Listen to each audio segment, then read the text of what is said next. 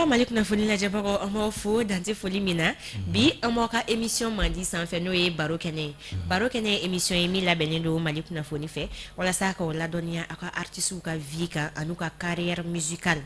o hokumu kɔnɔna na an ka wele sera artiste dɔ ma artiste min don bɛɛ lajɛlen b'a dɔn a tɔgɔ n tɛ suspense garder comme je le dis toujours a tɔgɔ de ye ko Clela Papa Anula Papa Anula c'est Ibisimla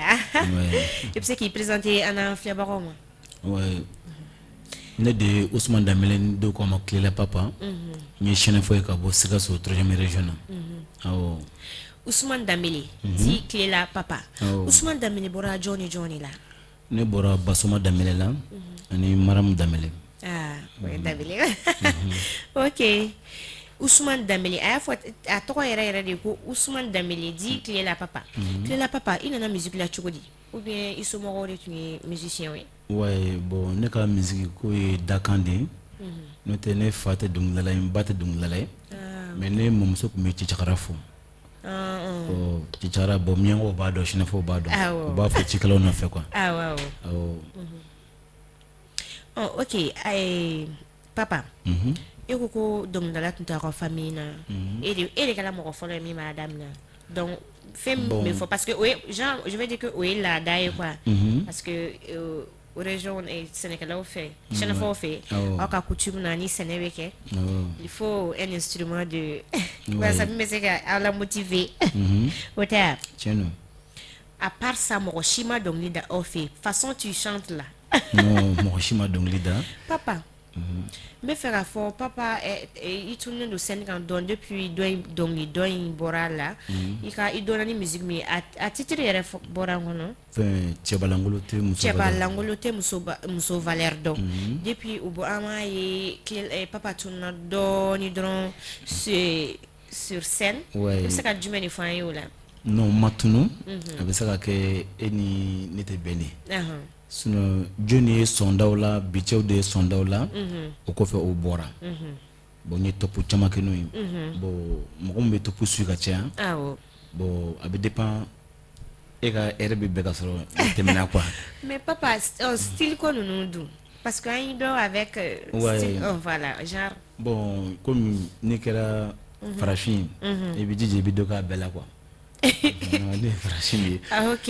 n ye dɔ kɛ sɛnɛfɔya la ka dɔ kɛ miyankaya la an bɛ ka dɔ kɛ ganaya fana la ne de ganaya ye OK merci Papa album joli b'i bolo sugu la bi bon ne ye album 3 de bɔ 3 waaw o titre ye jumɛn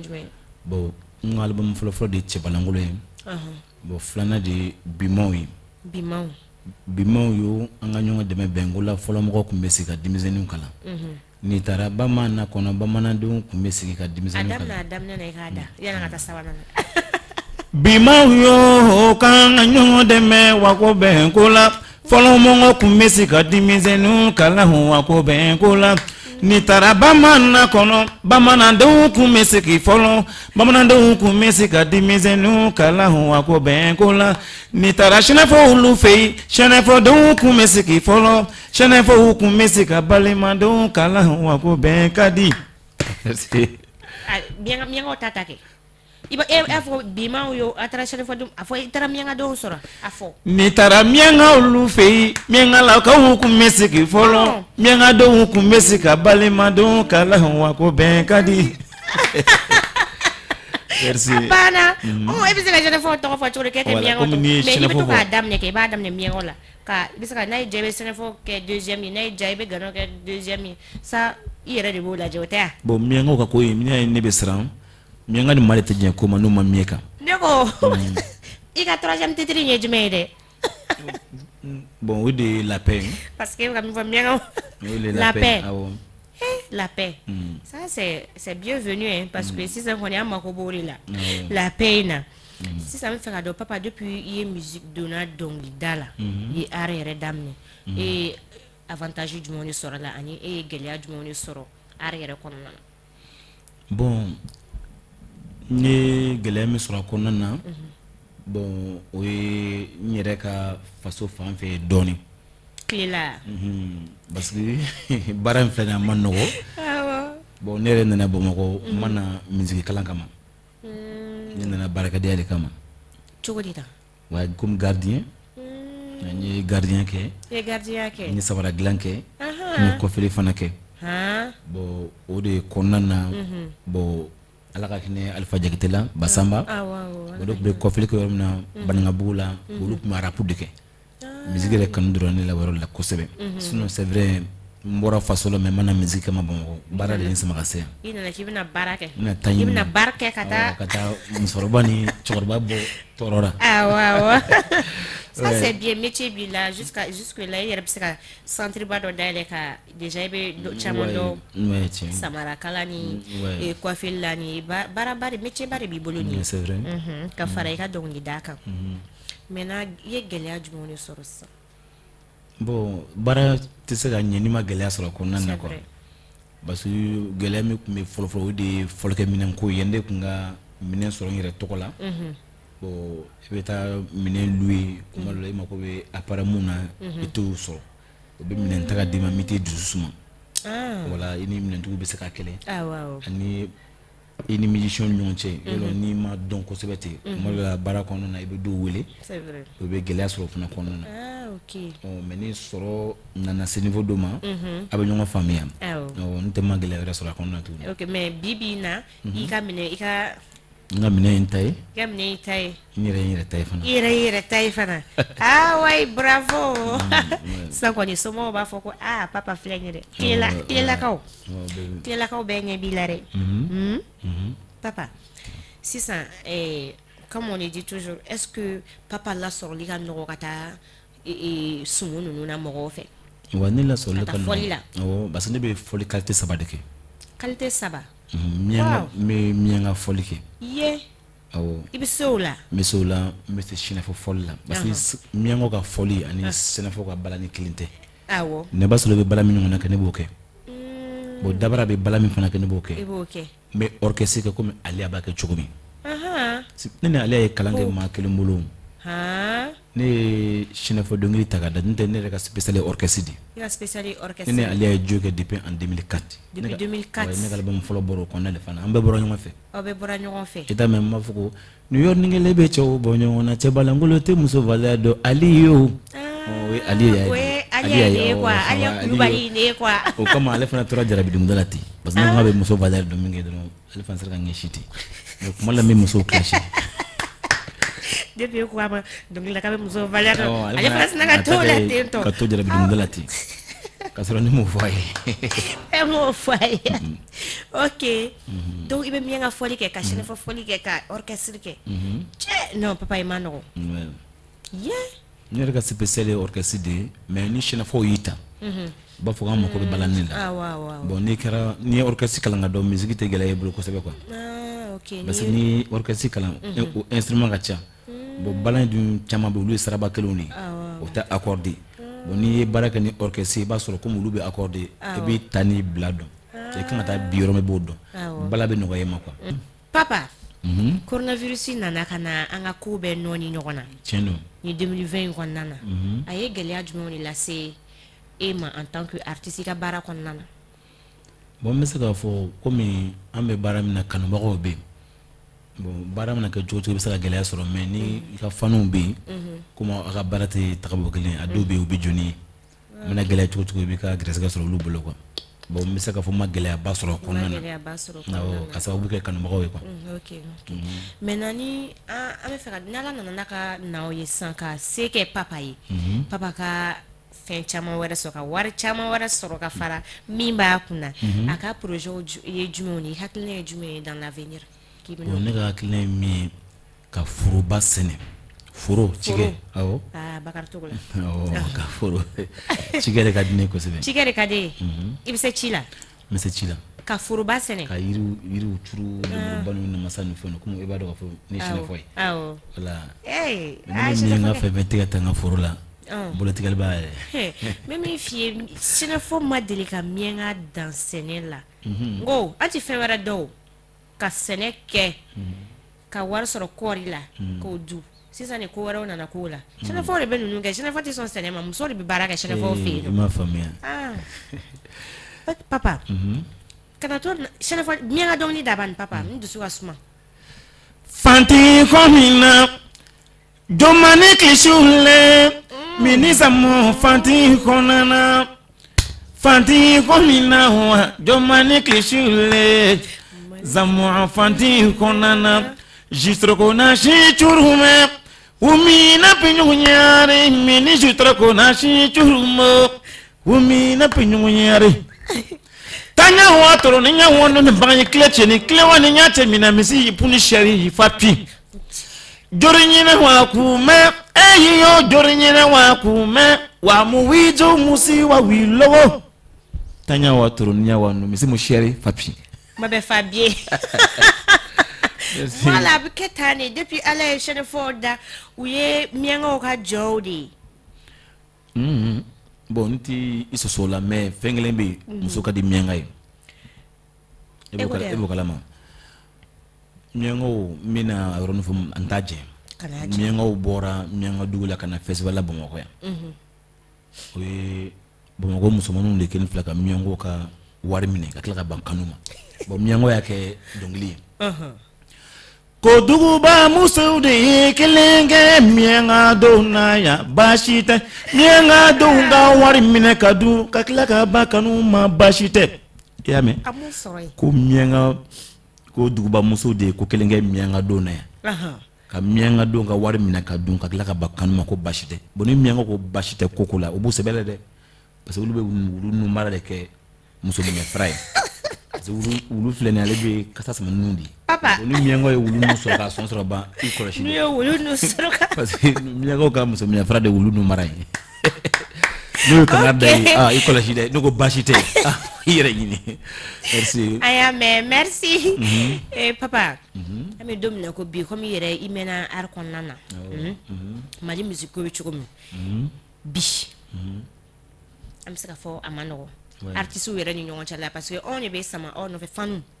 on me fanu me fait ma fo me fait ka papa ñonga na mi papa de ko genre na so ni papa ni domandi do rebe no obena ni rivalité do di famille ko nana ani mo ni ñonga che o mun kanga mo kala amaye artiste chamana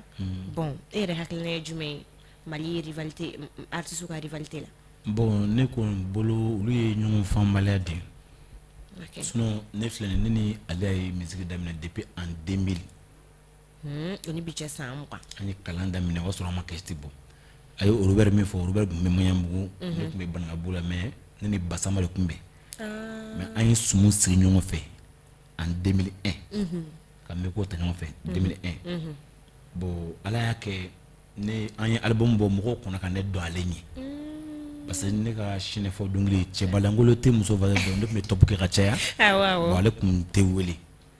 bo wati fana mo kum me samani no fe parce ne be o kum te ne fe ko ne be se dungla parce ne be don se minke akun kadi manu jumi wow bon ne na le jena bon me konyon ke nyongo fe bon ne kun weli la bon ne folte ali abolo abene weli ne ba weli ba ke nyongo fe ni fenda re fana bolo ni fenda bolo ni fenda ne bolo ba foyi amba ke nyongo fe bon en jena depuis wati mo esela kan baro bara en kono na ko ba ko no ba ese ka kan kun karo nyongo mais nina lebe nyongo no dipan ka do ale be ne don jema be ne ba don jema be ni afako ali ya ni fo ma do ay mi fo ama mi fo ne bo don quoi okay bon fembe nyongo fa malade de lo sam mo jen o te bila ko yeda ni besela ka ko commenter njuko ya mais awula émission na ne ko mbolo no parce que ngam lu yoro do ko chelung bo gla ane wele sesa ko kana ale bla mais ni ngati ko no mi ko aragusola bon de me chimino ka gele ma ko sele mais ma do amako benna bon ne mana abisa kana ba nyine jekana bon ne o chibla kana bla mais ne ko mana akunta toro ani mo wala ko misakana mais akmene yere toro parce que nyonga yin wele ngana blasra bon na mi fo mo ngombulo de je crois que bembe na quoi bon mu be ko taka ko mi fa den ni fonu bon no bolo nyongo fa malade do quoi oh bon nana bon il y a plateau là je crois que nous faisons des de nima bon na ne kuma na do abisa ka na o mo ko na jonna bon na mane soro avec un bolo chendo fane parce que ni cadeau de oh parce que ni ame yon dum la ti mo di bidon mo di bi c'est vrai o ba so do be ulu tene don mais ni plateau sababu kono olu bindo bon na ma do fara ka te fen bon na quoi mais jona sababu ya alia ou bien no ok alaka artiste to ka jeke na fo ini alia ka jebe chugum alaka na mo do oni nyonche alsa ay continuer te au sraka si ça me fait ka do papa ka mune ka di papa eri bon mi kadne bon be fana nous en jakale ndé quoi ok chaque fois était détournement fait quoi namara ko était namara ko fait quoi ani jomaya ani jomaya fait ok oh mune ka di to hein to d'accord Boubacar na to dima Boubacar be enfin to ko to kadale donc ale na to dima eko ika donc les Tchabalangolo te muso valeur de ani la paye album sabari bi bolo sugula maintenant ika secret jume en termes d'inspiration ika secret jume ika fait musique tacho la quoi bona ga secret mi we ladlikan me komi na kana mai ne be kuma de kan ka tia par exemple ça ne be Tchabalangolo min da ma fo nyagal na pin na yo na nyigilora wa ngum mun ke be bi mo la kamela so ngal fika barake cimboro ko ningi tangana wa bakantu le wani me mo balama ka di ko jugu shikana ko do shima ni balama be no be balama ja yi logo na yuna bo ala me changa bantro changa na ma bon ni bi makara abidjan funu ke ni mo akaji ba fapi bo abikomi ala me on chine fo miengo bo senede en dambe bo amutra tuma fe comme abidjan kono ni samia dona na nga chike ou bien en dambe bon zamonya wanyo do wa fa me chien fla zamonya oui nyeda mais zamonya bo fone dui ni chikela ya kai ni chikela ya kai mais ni chikela ngeda ya kai ila kelente zamonya wanyo o de ni ya chikela ngeda kai ngum kan nodu bon belle dilikon yo quoi belle dilikon donc papa ka donc lui la dilikon en plus de que il a musique be moro là donc la dilikon chama fana ba konna na c'est important papa mona ema ambolo ema it mesika Chanefo balani parce que nga mi ka bol Chanefo balani ka valoriser ka temen beka iya ika ire fo ika dongi ika danser ani foli mba façon it marque quoi atun kadi mogoyi kosebe mais mona ima au rythme suite tukuni ouais bon mia ke ne mo rythme suite bon nyai mogoyi ne ka danser kanu mogoyi dongle kanu mais baran konna na deme baka ko fana be Chanefo mi deme bon si ça me jarmike bon baro malila bon c'est pas facile oui Chanefo flani obe ma deme pochon flalila chogodi nous y strado kan obesige deme nous y strado rek obesige deme mais deme pochon de anga bara ngona na oteni bara valeur donc c'est quoi ka foko ni an ka mogodo de anga deme to nyido ema boni senado abisaka ka obi deme o kan mais comme on était ka fin bayeti o de ne senga kon no kama nyere balani blood doni ka bolo kana bo mo kota la parce que ni boroka moso krodo bo sasa ni dona itu ko ka sebe kle papa ra 12 o fana Ibrahim zigidi bo mo chama ne wele ko ko che ko me fa ke duba ko no mo ko me fa chine fa bla mo duba ko no mo de kana balu oh ni mako mi ko bi mfanya ok ko kan yi faga papa ameka comme ameka sanga émission kumche rola papa ame fait ibe se ka foli kan mi di ka fanuma ani se ka ladili kan mi fana di ka fanuma wala sa ulu fana ka se ka don famille apa me foli mi kan fanu yi me nga masaka kelimbe mo fo no e Basiri Damele wura 12 ka Ladi Diallo fana fo me fani be fo min kan mo be fo kerengera mi musula ko fana fo parce que nene top ke olu be tegera fo mali kuna foli nga foli ba o yere o jaray ko se fo me cameraman be fo me to an jeti ke kelime fo Canada no sheki jara gana transport tikido dum mais Elvis fana fo bon mais bɛɛ fo quoi n t'a dɔn n bɛna fɔ cogo min ok c'est pas facile awɔ folikan awɔ o diyara ye bɛɛ lajɛlen b'a mɛn papa o t'a bannen koyi papa i bɛ dɔnkili dɔ de ta sisan ka yaya k'anw ta sisan an ma émission kuncɛ n'o ye an t'a kɛ ten awɔ an b'a kɛ Shinɛfɔkaw bɛ an ka kɛ bamanankan ye an t'a kɛ an ka kɛ bamanankan ye zen na an ka kɛ bamanankan ye bon ko wahi wo farafinw bɛ ɲanina farafinna wahi ne ko n bɛna foli kɛ jɔn ye n bɛna foli kɛ Mali kunnafonidilaw ye fɛn min n'i ye manufinw wele bɛɛ tɛ se a y'anw bisimila ka ne bisimila kɛnɛ in kɔnɔ n ka foli bɛ Mali kunnafoni mɔgɔw bɛɛ ye n ka foli bɛ technicien ye n ka foli bɛ cameraman ye n ka foli bɛ n ka jɔnmuso fana ye n'o ye Tarawele muso ye. ok an balima Mali kunnafoni lajɛbagaw an bɔra ka Tilela Papa de lamɛn a tɔgɔ ye Usman Dambele di Tilela Papa ye il faut retenir ça a bɔra k'a ka projet fɔ an ɲɛna a bɔra k'a ka carrière fɔ an ɲɛna a donna musique la cogo min na an bɛ dugawu kɛ Papa ye halisa Ala k'a bolo mɛn a ka baara la a k'an bɛɛ diɲɛ waati